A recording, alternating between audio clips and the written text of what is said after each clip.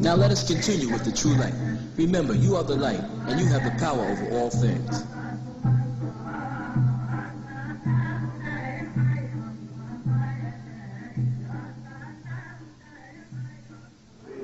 So if you go up against anybody, you got facts. I ain't dealing with no, I don't want no fiction. And I'm going to tell you how much fun it is. It's fun. When you say something about 5 or 10 years ago, and you say, you know, one day a big craft is going to come out of the sky for you. Everybody goes, that nigga's crazy. That nigga's crazy. And now, the hell-box is there. And the description I gave was a planet called Nibiru, which is 4 times the size of the Earth, and I did that before hell-box showed up. And now that it's there, what you got to say now?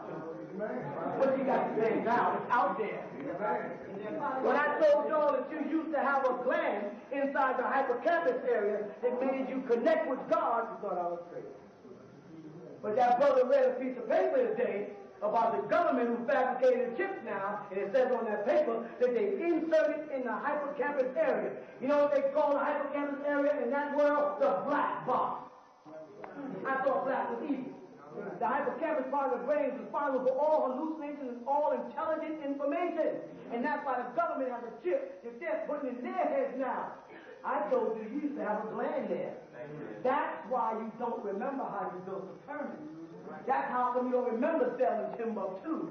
That's how come you don't remember being the Almax in the mall. That's why you don't know none of your languages. That's why there's something inside you that's brewing is great, but you just can't put your finger on it. Something inside that makes you, I can't go working 9 to 5 on this man. So knock his head off.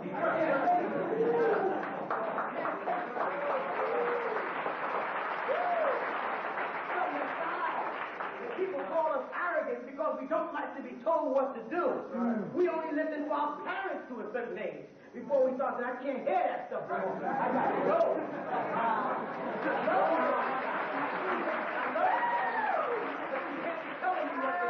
You know what that is? That's the seat of God inside you.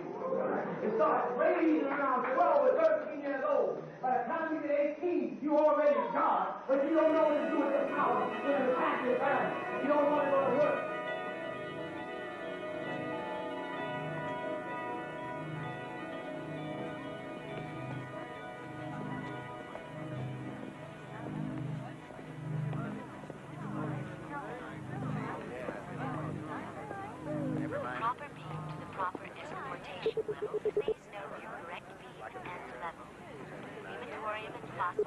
Bottom level, orange beam, enjoy yourself. Bottom level, orange beam, enjoy yourself. Bottom level, orange beam, enjoy yourself. What's happening here? This is a group of semi-moron epsilons that are going on a nature nausea reinforcement field trip to... I can see that. I meant what's taking you so long. Oh, right away, sir. There you are, all set. Bottom level, orange beam, enjoy yourself. Now, sir. Central Hatcheries plant. Priority. I'm sorry, sir. There's a circuit delay. Oh, next? The Cathedral of our Ford, please. Just a moment, if you don't mind. I don't think you understood. I said priority. I happen to be the assistant director of the Central Hatcheries plant. Yes, sir. All circuit check. Really, these gammas, they're hardly brighter than a delta. Or even epsilons. Oh, no. I'm sure any delta is much brighter than epsilons like those. That's one of the wonderful things about being a gamma. We're not too stupid and we're not too bright. To be a gamma is to be just right. All right, sir. Central Hatcheries, red beam, first level. All right, sir. The Cathedral of our Ford, please. The Cathedral of our Ford. First level, blue beam.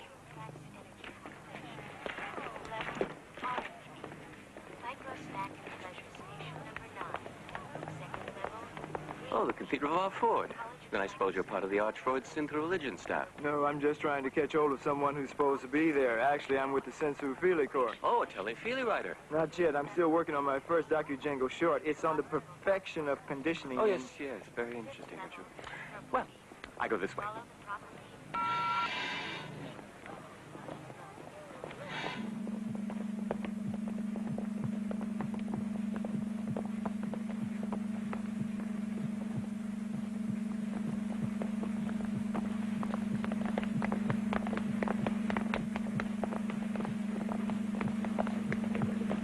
Miss Lysenko, may I see you for a moment, please? Hello, Tomakin. I might have a little surprise for little Linda. Oh, what? Tell me. It has something to do with taking you on a very special computer holiday trip. I don't know. Ringo Roebuck wants me to go with him to the Sexorama Festival. And Anwar Bowie wants to take me for a week to a new Sensoworld park.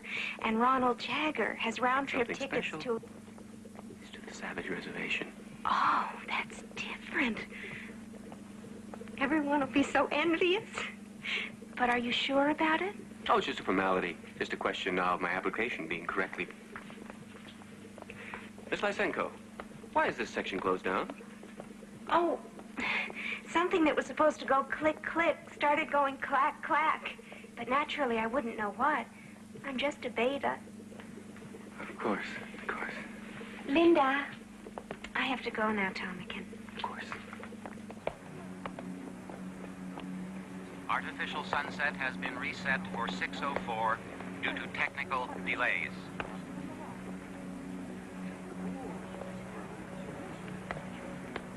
Artificial sunset has been reset for 6:04 due to technical delays.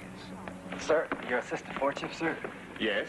Oh, Helmholtz Watson, about teletesting your docu-short. I know you're very busy, sir, but I do need approval from your office. I have to address some alpha graduates in synthoculture, and then a meeting with the committee on consumption norms and standards. Yes, right after that, I think.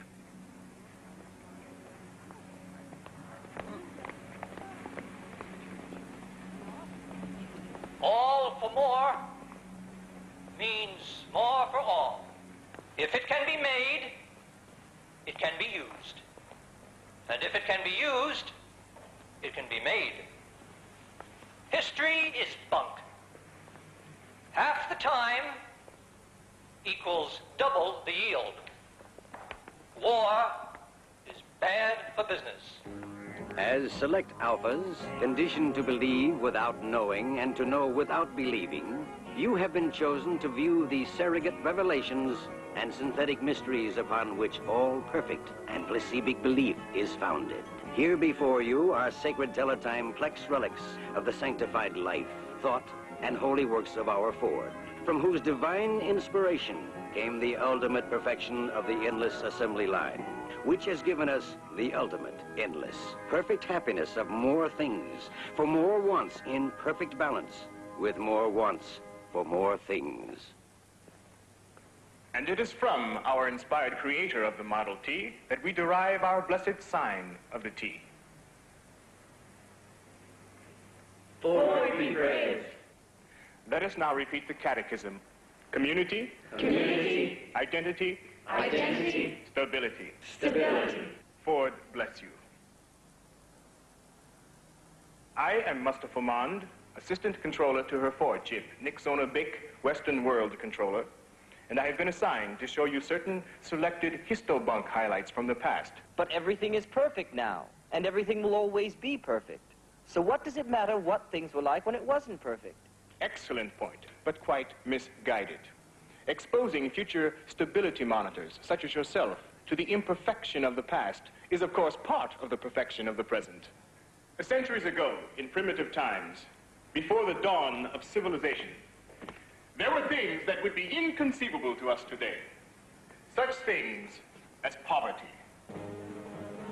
Although there was actually land and food in abundance, some starved, because unlike our perfect society, they were unable or unwilling to balance population to consumption. Sometimes too much of one, or too little of the other. The result?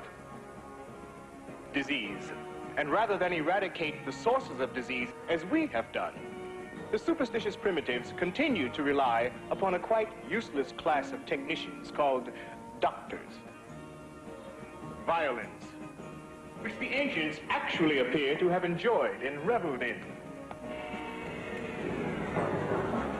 While we have been perfectly conditioned to want only what we have, and to have only what we want, and are, therefore, always happy, the uncivilized ancients were prey to destructive emotions, such as ambition, hate, and love, which, of course, always led to violence, which in turn, naturally, led only to more violence. And senility, while we remain at the prime metabolic age of 35 to ensure a maximum level of useful consumption until painless death from chemostimulation between the ages of 80 and 90, the people of the past lacked the knowledge of how to stay young, even though they apparently valued youth so highly that they actually indulged in superstitious self-mutilation. As seminarians who will one day take your places in synthoculture stability centers, you must face these histobunk facts, unpleasant and even revolting as they sometimes are. Eating the actual flesh of animals, and even filthy things from the ground, and sometimes refusing to engage with more than one individual of the opposite sex, and even collecting into groups called families, a pervasively immoral concept of pre-civilized times. Yes, thoroughly disgusting examples of complete sexual perversion, as you can see. Did the primitive females actually... Yes.